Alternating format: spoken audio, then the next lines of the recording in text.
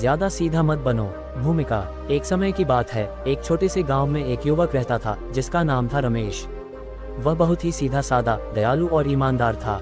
उसकी आदत थी कि वह हर किसी की मदद करता और कभी किसी से झगड़ा नहीं करता।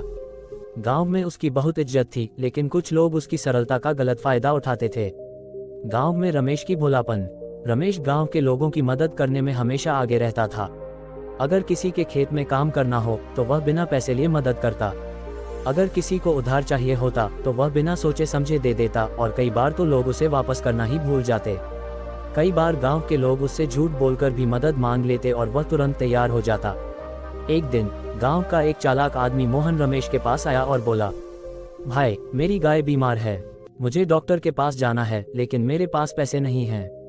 क्या तुम मेरी मदद कर सकते हो? रमेश को दया आ गई।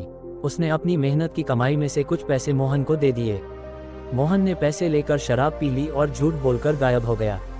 जब रमेश ने कुछ दिनों बाद पैसे वापस मांगे तो मोहन ने कहा, अरे भाई, तुम भी क्या बात करते हो? मैंने तो तुम्हारे पैसे कब के लौटा दिए थे, तुम्हें याद नहीं? रमेश कुछ नहीं बोल सका। उसे समझ आया कि लोग उसकी भलमनसाहत का फायदा उठा रहे हैं, लेकिन फिर भी वह चुपचाप रह गया। साधु का आगमन। एक दिन गांव में एक बुजुर्ग साधु आए। वे बहुत ज्ञानी और अनुभवी थे। जब उन्होंने रमेश को देखा और उसके बारे में सुना तो उन्होंने उसे अपने पास बुलाया और कहा, बेटा, बहुत ज्यादा सीधा होना भी अच्छा नहीं होता। जंगल में देखो, जो पेड़ बहुत ज्यादा सीधे होते हैं उन्हें पहले काट दिया जाता है, लेकिन जो टेढ़े मेढ़े होते हैं वे बच जाते हैं। रमेश को साधु की यह बात समझ नहीं आई। उसने पूछा, महात्मा जी, क्या अच्छाई और ईमानदारी गलत बात है? साधु मुस्कुराए और बोले, बिल्कुल नहीं बेटा, अच्छाई और ईमानदारी बहुत जरूरी है, लेकिन अगर तुम सिर्फ सीधे साधे रहोगे तो लोग तुम्हारा फायदा उठाएंगे। तुम्हें चतुराई से काम लेना भी सीखना होगा। रमेश का बदलाव। रमेश ने साधु की बातें ध्यान से सुनी और मन ही मन निर्णय लिया कि अब वह बेवजह लोगों का फायदा नहीं उठाने देगा। अगले ही दिन जब मोहन फिर से उसके पास पैसे मांगने आया तो रमेश ने मुस्कुराकर कहा, भाई, इस बार पैसे उधार नहीं बल्कि काम के बदले दूंगा।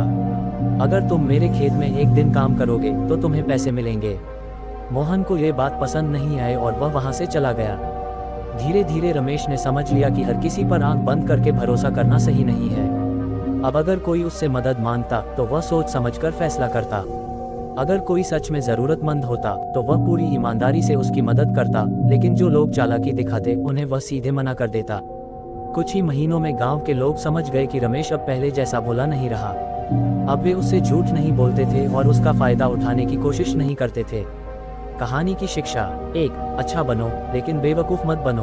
2. हर किसी पर आंख बंद करके भरोसा मत करो।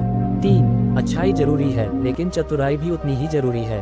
4. जो लोग आपकी सरलता का फायदा उठाते हैं उनसे सावधान रहो। समाप्त। इस प्रकार रमेश ने अपनी भोलापन छोड़कर समझदारी और चतुराई से जीना सीख लिया। अब वह न केवल ईमानदार था बल्कि इतना बुद्धिमान भी था कि कोई उसका फायदा न उठा सके।